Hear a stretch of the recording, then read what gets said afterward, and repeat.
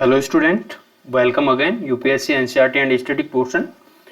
Today we are going to start 7th class NCERT Geography. Chapter first is environment. Chapter first name is environment. Those student who are new उनको मैं बताना चाहूँगा कि अगर थोड़ी सी speed आपको धीरे लगती है तो मैं रिकमेंड करूँगा कि थोड़ा स्पीड में देखिए। और अगर आप नए हो तो ये टेलीग्राम चैनल है, उसको ज्वाइन करना ना भूले, ताकि क्या है कि जो भी ये स्लाइड्स है और भी नोट्स वगैरह है या फिर कोई इन्फॉर्मेशन है रिलेटेड टू एनसीईआरटी अपडेट्स वो आपको प्रोवाइड होती रहे। First lesson of class 7th NCERT environment. The chapter is all about the environment. What is the environment and what is the factors, और कह सकते हैं कि कौन कौन से ऐसे कारक हैं जो इन्वायरमेंट को इफेक्ट करते हैं या फिर उनको कंसिस्ट करते हैं। इन्वायरमेंट इज और बेसिक लाइफ सपोर्ट सिस्टम। आप देख सकते हैं कि इन्वायरमेंट है जो एक बेसिक सबसे आधारभूत लाइफ जो अपनी लाइफ को सपोर्ट सिस्टम या फिर सपोर्ट करता है वो सिस्टम है इन्वायरमेंट। अगर इन्वायरमेंट नहीं है तो जो आधारभूत अपना लाइफ का सपोर्ट है वो भी नहीं है। इसका मतलब जो लाइफ है किसी सपोर्ट के साथ चल रही है वो नहीं चल सकती। इट्स प्रोवाइड या फिर it provides the air we breathe. ये एयर को प्रोवाइड करता है जिससे हम सांस लेते हैं। द वाटर वी ड्रिंक, और जो वाटर है वो भी इन्वायरमेंट से ही आता है। The food we eat and the land where we live. जो लैंड है उसके ऊपर हम जीते हैं वो भी एक कह सकते हैं कि fundamental part of environment. How do human beings modify this natural environment. आप देख सकते हैं कि आपके आसपास इर्द गिर्द धीरे धीरे जो इन्वायरमेंट में चेंजेस आ रहे हैं वो कौन ले आ रहा है? वो एक्चुअल में क्या है कि ह्यूमन बींग्स है वो इन्वायरमेंट में चेंज करते आ रहा है। उसका मेन रीजन क्या है कि वो भी हम आगे बढ़ रहे हैं। The car fumes pollutes the air. देख सकते हैं कि जब कार लाते हैं हम लोग, अपनी आवश्यकताएं बढ़ती हैं, कार लाते हैं, कार से जो भी कार्बन डाइऑक्साइड वगैरह रिलीज होती है धुएं के रूप में, तो वो क्या है, वो पोल्यूट करता है। जो अपनी स्वच्छ एयर है उसको पोल्यूशन के शिकार करता है। Water is collected in a pot, food is served in vessel and land is use to build factories. आप देख सकते हैं कि जो वाटर है, ठीक है, वो पोर्ट के अंदर कलेक्ट होता है, फूड को वेसल्स के अंदर सर्व किया जाता है, और जो लैंड है उसका जो यूज हो रहा है फैक्ट्रीज वगैरह बनाने के लिए। ये सब जो यूजेज है या फिर ये जो एक्टिविटीज़ है उसके द्वारा क्या है इन्वायरमेंट पे इफेक्ट पड़ता है, चाहे वो पॉजिटिव हो या फिर नेगेटिव। कभी कभार क्या होता है कि नेगेटिव इफेक्ट बहुत ज़्यादा होता है, पॉजिटिव इफेक्ट कम होता है। पॉजिटिव इफेक्ट कब होगा? जब क्या है कि जो कोई भी ऐसी थिंग्स या फिर एक्टिविटी हो जो पर्यावरण फ्रेंडली हो, इन्वायरमेंट फ्रेंडली हो। जैसे कि आपने कोई फैक्ट्रीज वगैरह लगाया लेकिन फैक्ट्री के आसपास इतने सारे पेड़ लगा दिए या फिर प्लांटेशन ऑफ ट्रीज इतना सारा हो गया, ह्यूज प्लांटेशन, ठीक है, तो वो क्या है कि फैक्ट्री के जो प्रभाव है उसको नील कर देगा, ठीक है। Human beings make cars, mills, factories and manufacture containers. This is how human beings modify natural environment. आप देख सकते हैं कि जो ह्यूमन बींग्स के द्वारा इन्वायरमेंट का मॉडिफिकेशन कैसे हो रहा है, ये सब मैन्युफैक्चरिंग के द्वारा या फिर कोई भी एक्टिविटीज है जो इन्वायरमेंट हार्मफुल है उसके द्वारा मॉडिफिकेशन हो रहा है। क्लास के अंदर ये 5 जो स्टूडेंट है उनके बीच में डिस्कशन चल रहा है रिलेटेड टू इन्वायरमेंट। डिस्कशन से जो कंक्लूजन निकलता है वो मैं आपको डिस्कस करता जाऊंगा कि आखिर में इनकी जो बातें क्या हो रही है। नेक्स्ट मूव ऑन, जो कंपोनेंट ऑफ इन्वायरमेंट आते हैं। आप देख सकते हैं कि मैंने ऑलरेडी बोला है कि जो इन्वायरमेंट है वो किसी न किसी फैक्टर या फिर कारक से बना होता है या फिर कंपोनेंट से बना होता है, ठीक है। तो कंपोनेंट कौन कौन से, देखिए जो मेनली जो कंपोनेंट होते हैं, कंपोनेंट उनको 2 पार्ट में डिवाइड किया जाता है। एक तो होता है नेचुरल, एक होता है ह्यूमन मेड।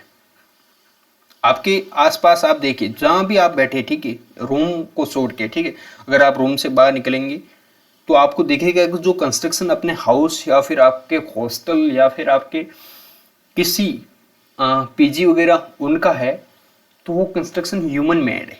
लेकिन आप देखेंगे कि कोई पेड़ पौधा खड़ा है या फिर कोई जंगल है या फिर कोई पठार है, these are the natural components of environment. आप देख सकते हैं कि जो वाटर है, हाइड्रोस्फीयर, उसको मानव नहीं बना सकता ना, ये क्या है, ये नेचुरल है।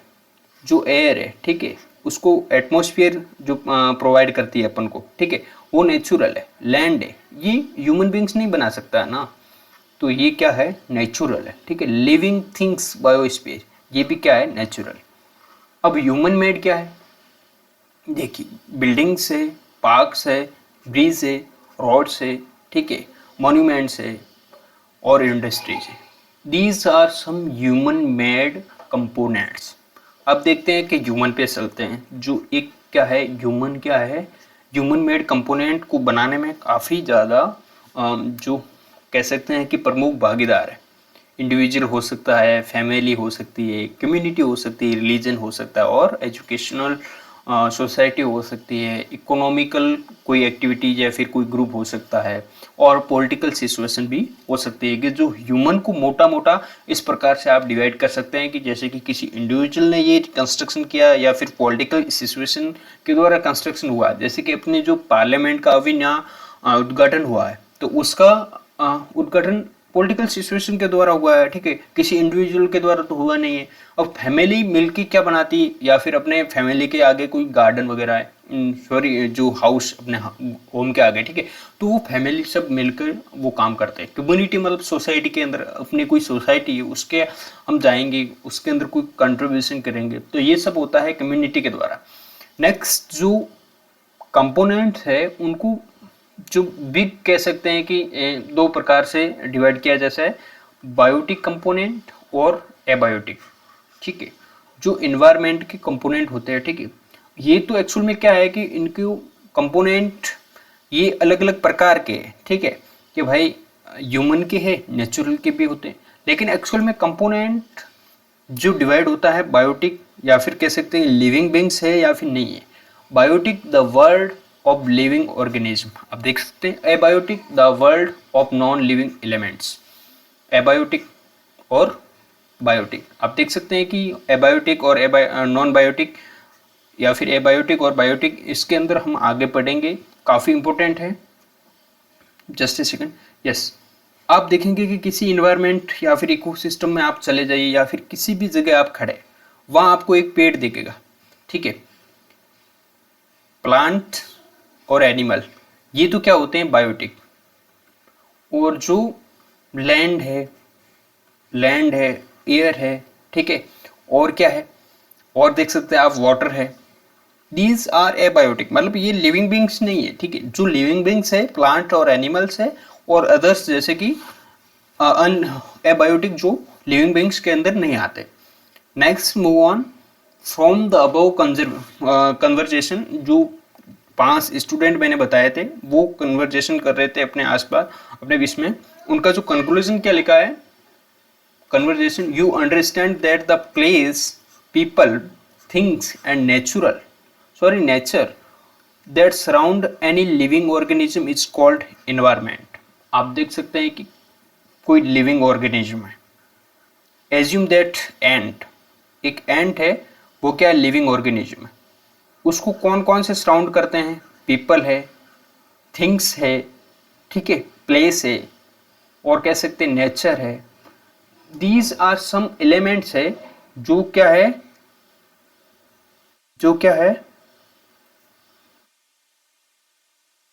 उसको सराउंड करते हैं। तो ये सब मिलके जो इसके एंड के सारों और जो हुआ वो इन्वायरमेंट का निर्माण हुआ। एक्चुअल में जो वर्ल्ड एनवायरमेंट है उसका ओरिजिन कहाँ से हुआ है, origin of world environment French word environ का, ठीक है, इन्विरोनर है।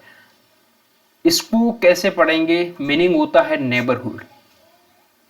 जो इन्विरोनर का मतलब होता है नेबरहुड, अपने आसपास है, वो भी एक इन्वायरमेंट। जैसे कि अपने जस्ट आसपास कौन है, आप देखेंगे कि ऑक्सीजन, कार्बन डाइऑक्साइड, ठीक है। उससे बाद में आप देखेंगे कि कुछ एबायोटिक थिंग्स है जैसे कि, या फिर कुछ ह्यूमन मेड थिंग्स है जैसे कि tables, chairs, all are this the part of environment, ठीक है। कभी कभार आप देखेंगे कि कई हॉस्टल के अंदर इन्वायरमेंट अच्छा नहीं है, उसका मतलब क्या है? वाटर है, यस, एयर है, yes, and all things are available, but उसके अंदर क्या है? इंफ्रास्ट्रक्चर अच्छा नहीं है, ठीक है। तो ये सब होता है, प्रभाव पड़ता है, कह सकते हैं कि अपने आसपास की थिंग्स पे जो इन्वायरमेंट बनाता है, ठीक है। It is a combination of natural and human made phenomena. आप देख सकते हैं कि ये जो कॉम्बिनेशन है, ये नेचुरल और ह्यूमन मेड दोनों फेनोमेना को मिलकर हम क्या बनाते हैं? इन्वायरमेंट। मैंने ऑलरेडी बताया है कि आपके पास टेबल है, तो इट वो भी क्या है? वो भी that is the part of the environment. अगर आपके पास एयर है, वाटर है, ठीक है, ट्री है, ठीक है, या फिर कुछ पिग है, तो आप देख सकते हैं कि जो भी ह्यूमन मेड है या फिर नेचुरल है, जो कॉम्बिनेशन है उसको हम क्या बोलते हैं? इन्वायरमेंट है, ठीक है। आप ऐसे नहीं कह सकते कि सिर्फ जो नेचुरल है वही इन्वायरमेंट है, नहीं। Okay, while the natural environment refers to both biotic and abiotic condition existing on the earth। अब जो नेचुरल, ये जो है, ये जो पार्ट है, जो एबायोटिक और नॉन बायोटिक, ठीक है, या फिर बायोटिक और एबायोटिक, ये पार्ट किसके है? ये पार्ट है नेचुरल एनवायरनमेंट के। नेचुरल के अंदर आप जाएंगे तो उसके अंदर आप फाउंड करेंगे कि जो बायोटिक और एबायोटिक प्रकार के क्या होते हैं, कह सकते हैं कि कंपोनेंट या फिर conditions existing on the earth. Human environment में क्या होता है कि reveals the activities, creation and interaction among human beings, ठीक है। ये जो ह्यूमन इन्वायरमेंट है वो पर्टिकुलरली ह्यूमन से एक्टिविटी करता है या फिर इंटरेक्ट होते रहते हैं। Next move on natural environment. अब आप देखेंगे कि आगे हम पढ़ेंगे कि जो डीपली पढ़ना अपन को नेचुरल इन्वायरमेंट क्या है और ह्यूमन इन्वायरमेंट क्या है, इन दोनों के बीच में डिफरेंस भी पढ़ना है और समझना भी है इनको काफ़ी अच्छे से। एक देख सकते हैं कि एक बड़ा सा डायग्राम मैंने दिखाया है और मैं आपको थोड़ा बड़ा करके और भी दिखाऊं। ये जो डायग्राम है आप इसको गौर से देखिए। एटमॉस्फेयर है, बायोस्फीयर है, हाइड्रोस्फीयर है, लिथोस्फीयर है। एक बार आप देख लीजिए मोटा मोटा, और उसके बाद में हम पढ़ेंगे इसकी डिफिनीशन। Okay, natural environment. आप नेचुरल इन्वायरमेंट को देखेंगे तो land, water, air, plants and animals comprise the natural environment. Natural environment के अंदर जो लैंड है, यस, वाटर है, एयर है, प्लांट्स है, एनिमल्स है, दूज आर क्या है? नेचुरल इन्वायरमेंट के पार्ट है। You are familiar with the meaning of lithosphere, hydrosphere, atmosphere and biosphere. हमने क्लास 6 के अंदर पढ़ा था कि लिथोस्फीयर क्या है, हाइड्रोस्फीयर क्या है, एटमॉस्फेयर क्या है और बायोस्फीयर क्या है, फ्रॉम योर प्रीवियस क्लास, ठीक है। तो हमने ये पढ़ रखा है ऑलरेडी। अगर आपने वो भी वीडियो नहीं देखे तो आप देख सकते हैं। एक्चुअल में क्या है कि जो यूपीएससी का तैयारी कर रहा है, ठीक है, बंदा, उसको यूपीएससी के लिए एनसीईआरटी की तैयारी 6ठी क्लास से पढ़नी शुरू करनी पड़ती है, ताकि क्या एटलीस्ट उसको बेसिक्स है वो अच्छे से याद हो या फिर अच्छे से उनका कह सकते हैं कि मजबूत हो जाए। लिथोस्फीयर, अब आप गौर से देखिएगा, लिथोस्फीयर क्या है? इज द सॉलिड क्रस्ट और hard top layer of the अर्थ। आप देखेंगे कि कोई अर्थ है, assume that this is the earth, ठीक है। अब सॉलिड क्रस्ट, ये डायग्राम बनाने की जरूरत नहीं क्योंकि ऑलरेडी हमारे पास डायग्राम है। इसको देखेंगे कि आप लिथोस्फीयर कहाँ देख रहे हैं? यहाँ पे देख रहे हैं सॉलिड क्रस्ट, और जो टॉप ऑफ द अर्थ है वो है लिथोस्फीयर। आप देखेंगे अब हाइड्रोस्फीयर के अंदर सॉलिड नहीं है, वो क्या है? वाटर है, ठीक है। लेकिन लिथोस्फीयर में आप देखेंगे कि ये सॉलिड है। देखिए यहाँ लैंड है, ठीक है, यहाँ पे काफी कंस्ट्रक्शन हो रखा है, यहाँ पे पठार है, ठीक है, ठीक है। तो ये सब क्या है?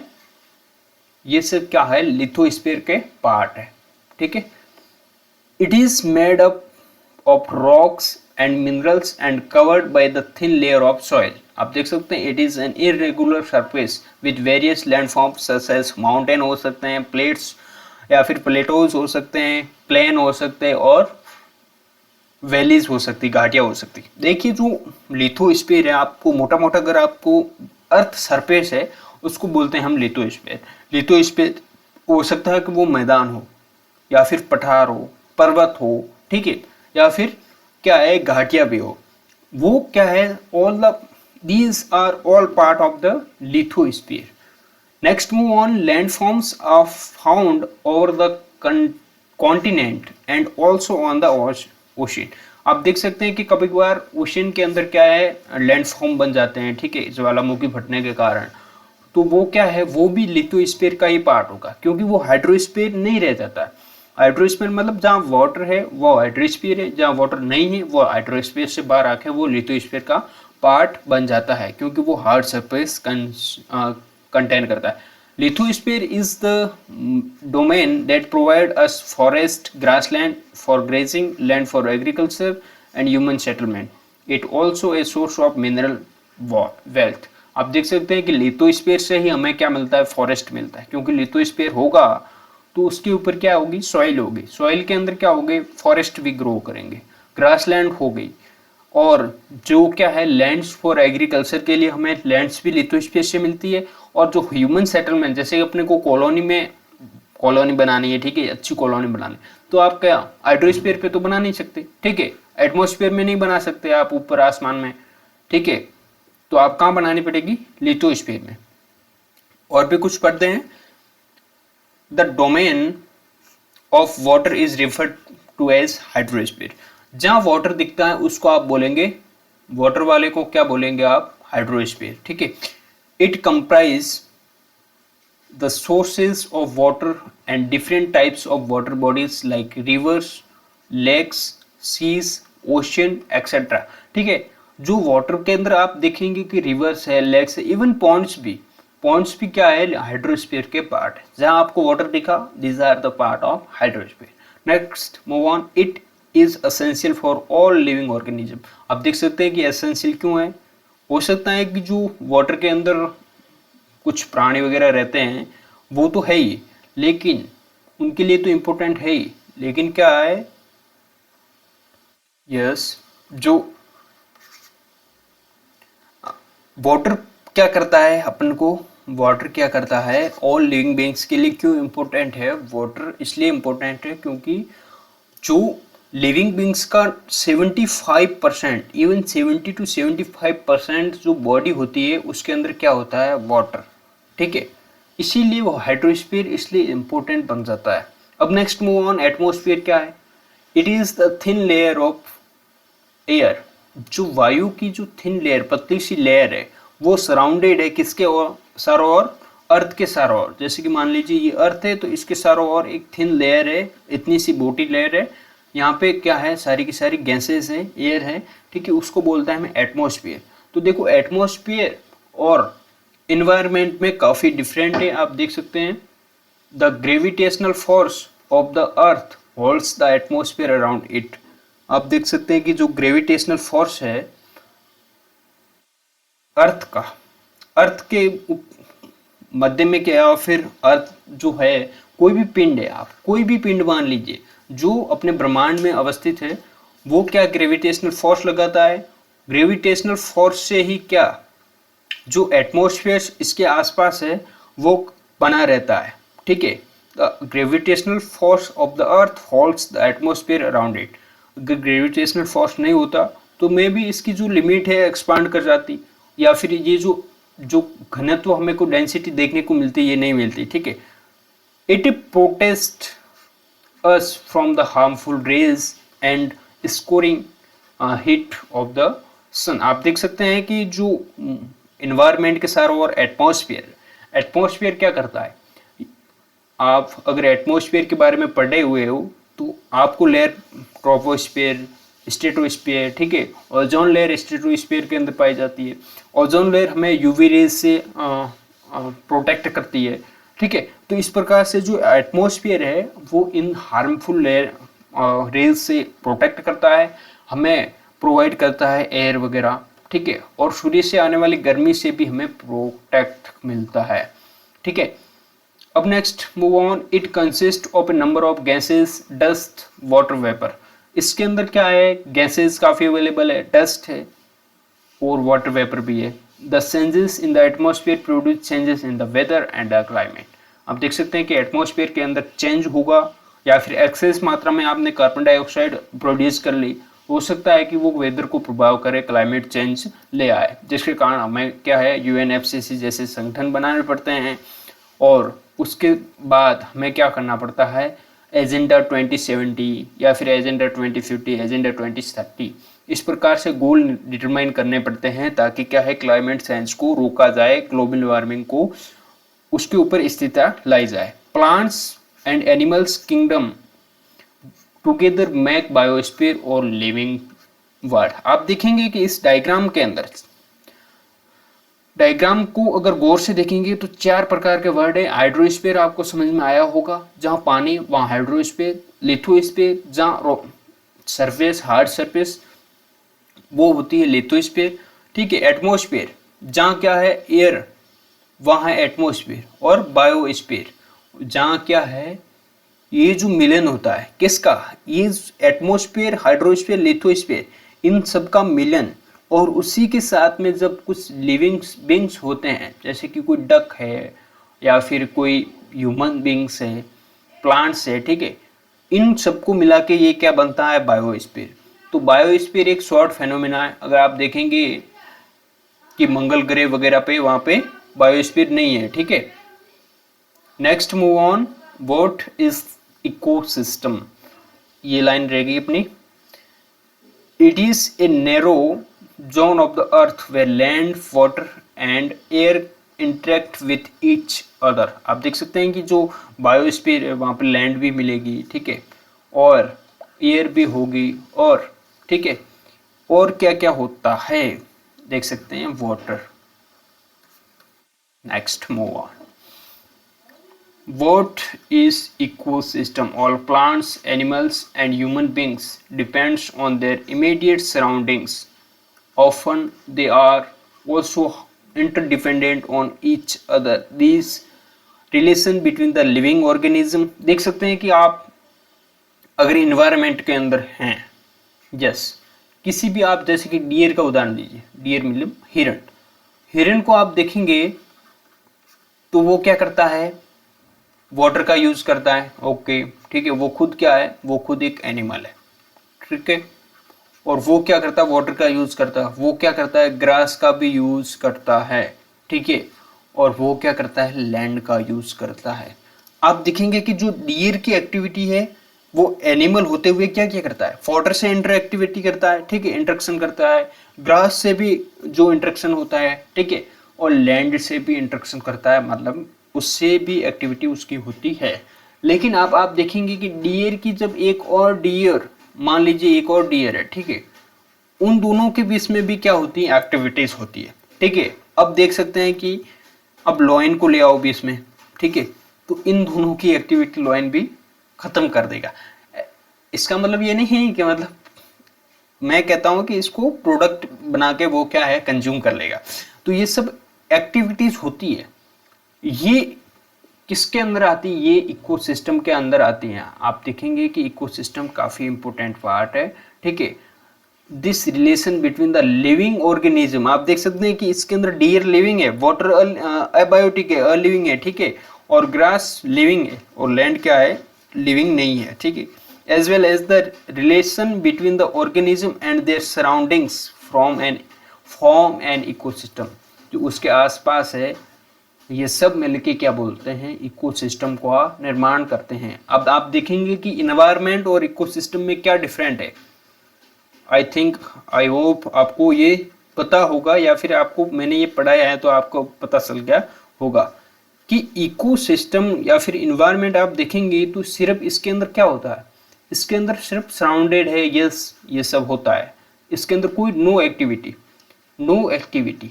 ठीक है, नो इंटरेक्शन, ठीक है। लेकिन इसके अंदर क्या होता है, activities, interactions, activity and interaction are present in ecosystem.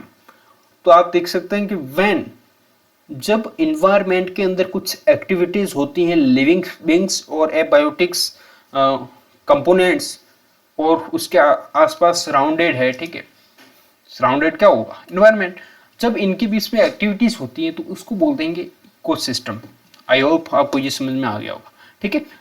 There could be an ecosystem of ब्लार्स, rain forest, grassland, desert, mountain, lake etcetera, ठीक है। अब देखेंगे कि जो इकोसिस्टम है, रेन फॉरेस्ट के अंदर काफ़ी होगा, ग्रासलैंड में काफ़ी अलग इकोसिस्टम होगा, ठीक है।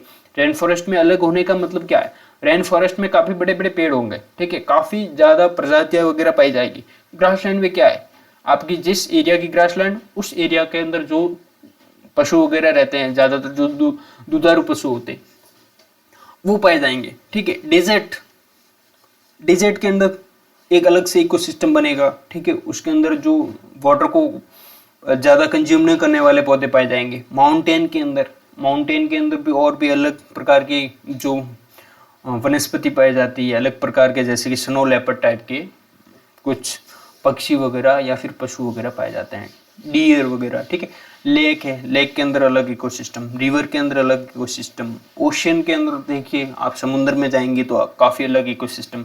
इवन ए स्मॉल पॉन्ड, आप पॉन्ड को भी देखेंगे तो उसके अंदर भी अलग इकोसिस्टम देखने को मिलेगा। अब आपको ग्लोसरी पे ध्यान देना है, ठीक है। पहली बार ग्लोसरी, इकोसिस्टम है क्या, अब आप यहाँ पे मेन निकालेंगे, ठीक है। It is the system formed by the interaction of all living organism with each other and with the physical and chemical factor of the environment in which they live.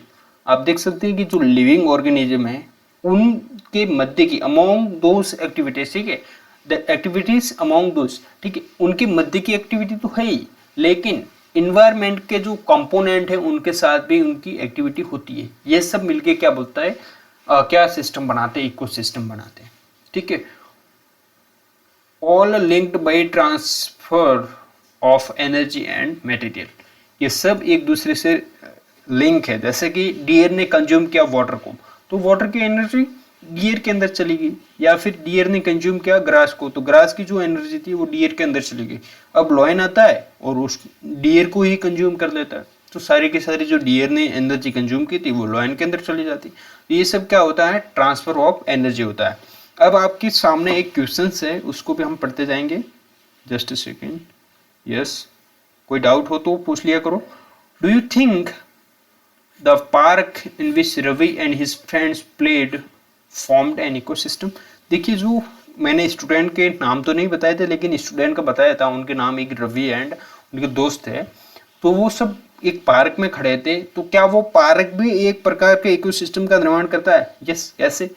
जैसे कि उसके अंदर ह्यूमन बींग्स तो है ही, उसके अंदर पेड़ पौधे भी है, उसके अंदर लिविंग बींग्स तो है ही, जैसे कि कोई चिड़िया है, ठीक है, all the other things available वहाँ पे। और जो अलिविंग बींग्स या फिर एबायोटिक कंपोनेंट क्या है, वाटर है, एयर है, ठीक है, ऑल आर अदर्स क्या है, एबायोटिक कंपोनेंट, उनके बीच में क्या होती है, इंटरेक्शन होता है, एक्टिविटीज होती है। Okay, next move on. Human environment, आप देखेंगे कि जो नेचुरल इन्वायरमेंट में तो हमने पढ़ लिया, ठीक है, उसके अंदर लिथोस्फीयर आता है, हाइड्रोस्फीयर आता है, बायोस्फीयर आता है और एटमॉस्फेयर आता है। लेकिन ह्यूमन इन्वायरमेंट क्या है, ठीक है, उसके बारे में आपको अच्छे से पढ़ना है, ठीक है। Human beings interact with the environment and modify it according to their need. आप देखेंगे कि आपको पेड़ की जरूरत पड़े, ठीक है, पेड़ के नीचे आपको बैठना है, लेकिन पेड़ के नीचे क्या है, ग्रास वगैरह है, ठीक है, जगह खाली नहीं है, तो आपने क्या कर दिया, ग्रास को काट फेंका और पेड़ के नीचे बैठ गए। तो इस प्रकार से जो आपने जो ग्रास को उखाड़ा है, ये क्या है, आपकी नीड के हिसाब से उसको मॉडिफाई किया है, ठीक है। तो ये क्या है, ह्यूमन बीइंग की एक क्या कह सकते हैं, इंटरेक्शन है इन्वायरमेंट के साथ, ठीक है। वो क्या है, अपनी नीड के हिसाब से, जैसे कि कोई पेड़ है, कंस्ट्रक्शन करना है अपने हाउस का, अगर आपने हाउस का कंस्ट्रक्शन करने का विचार किया है, लेकिन पेड़ क्या है वो वहीं खड़ा है, तो आपने क्या किया, पेड़ को हटा दिया। तो आपकी नीड के हिसाब से आपने क्या किया, इकोनॉमी या फिर इन्वायरमेंट में चेंज कर दिया। Early humans adapted themselves to the natural surroundings. जो अर्ली ह्यूमन थे, ठीक है, काफ़ी टाइम पहले, उन्होंने क्या किया, जो नेचुरल सराउंडिंग्स है, जैसे अपने आसपास, जैसे कि फॉरेस्ट है, नेचुरल पॉन्ड है वगैरह, उनके साथ में क्या उन्होंने एडेप्ट कर लिया। They led to a simple life and fulfilled their requirement from the natural around them. जब नेचर उसके उनके आसपास है, जैसे कि वो फॉरेस्ट से फल वगैरह ले आते थे, और आसपास के जो फॉरेस्ट के अंदर जीव रहते थे उनसे मीट वगैरह लेके आते थे, और उनकी जो रिक्वायरमेंट है उनसे फुलफिल करते थे। With time needs grew and become more varied.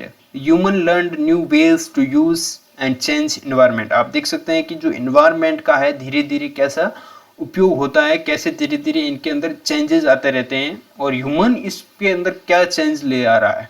They learn to grow crop, domesticate animals and lead a settled life. आप देख सकते हैं कि धीरे धीरे उन्होंने क्रॉप को ग्रो करना शुरू किया, ये सीखा, ठीक है, डोमेस्टिकेशन ऑफ एनिमल, ठीक है, एनिमल को डोमेस्टिकेट किया है, ठीक है, और सेटल लाइफ की ओर उन्होंने जीना शुरू कर दिया, ठीक है। द व्हील वाज इन्वेंटेड, धीरे धीरे इस पहिया की खोज हुई, पहले पहिया की खोज नहीं थी, ठीक है, पहिया की खोज हुई। Surplus foods was produced, barter system emerged, trade started and commerce develop. ये सब धीरे धीरे हुआ। अब आपको यहाँ पे लगभग सब समझ में आ रहा होगा, लेकिन एक बार्टर सिस्टम क्या है, ट्रेड इमर्ज्ड हुआ, ट्रेड धीरे धीरे लोगों के बीच में क्या हुआ, व्यापार हुआ। ये क्या है, ह्यूमन इन्वायरमेंट को बना रहा है। आप देख सकते हैं कि इंडिया के अंदर इतना इन्वायरमेंट नहीं है कि आप ऐसा कुछ एग्जांपल देखेंगे कि इंडिया के अंदर इतना इन्वायरमेंट नहीं है कि कोई स्टार्टअप इतना अच्छे से ग्रो करे। तो ये क्या है, ये कोई नेचुरल इन्वायरमेंट नहीं है, ये ह्यूमन के द्वारा क्रिएट किया हुआ इन्वायरमेंट है। ज़्यादातर जो स्टार्टअप्स है काफ़ी काफ़ी बड़ी बिग नेशनल कंपनी से, ठीक है, मल्टीनेशनल कंपनी, वो अमेरिका से क्यों आती, क्योंकि वहाँ इन्वायरमेंट है किसका, स्टार्टअप को ग्रो होने का। तो इस प्रकार से इंडिया के अंदर जो इन्वायरमेंट है अब बनेगा, धीरे धीरे बन रहा भी है। तो ये क्या है, ह्यूमन के द्वारा इन्वायरमेंट बनाया गया है। इंडस्ट्रियल रिवोल्यूशंस देख सकते हैं कि ये पहले लंदन में आई थी, ठीक है, ब्रिटेन के अंदर, तो ब्रिटेन के अंदर भी काफ़ी है, ठीक है। Enables large scale production, transportation become faster.